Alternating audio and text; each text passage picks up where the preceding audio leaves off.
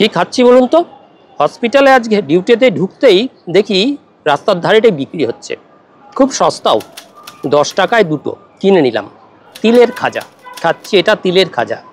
একসময় খুবই জনপ্রিয় একটা মিষ্টান্ন ছিল, যেখানে খাজার উপর হালকা স্বাদের সাদা তিল ব্যবহার করা হতো।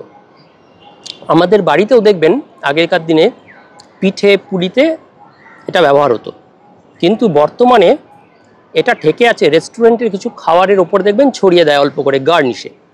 তবে বহুমাত্রিকের স্বাস্থ্য গুণাগুণ নিহিত আছে এই ছোট্ট অবহেলিত এই তিল বীজের খাজার মধ্যে।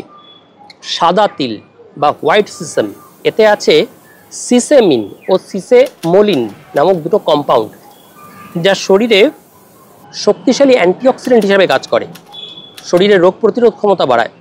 প্রতিদিনের ক্লান্তি, অনিয়মিত প্রক্রিয়াজাত খাদ্য অভ্যাস আমাদের লিভারের ওপর ভীষণ চাপ ফেলে। বর্তমানে ঘরে ঘরে দেখবেন ফ্যাটি লিভারের সমস্যা, যার ফলে লিভারের মধ্যে ফ্যাট অ্যাকুমুলেট করে। এই সাদা তিলে থাকা সিসেমিন লিভারের চর্বি জমার প্রসেসটাকে বাধা দেয়। এটা লিভারের মধ্যে একটা প্রোটিন আছে, যেটার নাম হচ্ছে SREBP1C। এই প্রোটিনটার নাম হলো sterol regulatory element binding protein 1C। এইটা তৈরি করাকে সাপ্রেস করে দেয় এই সিসেমিন, তিলে থাকা সিসেমিন, যার ফলে লিভারের মধ্যে কিছু লিপোজেনিক এনজাইম সেটাও সাপ্রেস হয়, সেটা তৈরি হওয়া বন্ধ হয়। যেমন ফ্যাটি অ্যাসিড সিনথেসিস আর অ্যাসিটাইল কোয়ে কার্বক্সিলেজ। এই এনজাইমগুলো লিভারে হেপাটিক লিপোজেনেসিস নিয়ন্ত্রণ করে, মানে লিভারকে সুরক্ষা দেয়, লিভারে ফ্যাট জমতে দেয় না। এছাড়া সাদা তিলে থাকা ক্যালসিয়াম, প্রচুর ক্যালসিয়াম আছে, ম্যাগনেসিয়াম, ফসফরাস, এগুলোও হাড়কে মজবুত রাখে।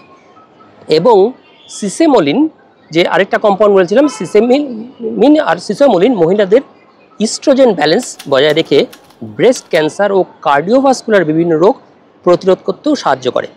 এছাড়া তিলে আরেকটা জিনিস আছে, ভিটামিন ই ওমেগা 6, ত্বকের আর্দ্রতা ধরে রাখে, চুলের গোড়া শক্ত রাখে, অকালে বয়সের ছাপ, শরীরে যে অকালে বয়সের ছাপ পড়ে সেটা কমায়।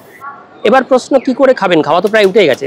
বিভিন্ন রকম স্যালাডের ওপর ছড়িয়ে দিয়ে খেতে পারেন, শাকসবজিতে ব্যবহার করতে পারেন, স্মুদি বা দুধে ব্লেন্ড করেও খাওয়া যায়, ওটস বা ব্রেকফাস্টের ডিশে ওপর থেকে এটা ছড়িয়ে খাওয়া যায়, স্যুপ, চাটনিতে গার্নিশ হিসাবে দিলে একটা বেশ ক্রাঞ্চি ভাব আসবে। তাই অনেক রকম পদ্ধতি বলে দিলাম, খান না।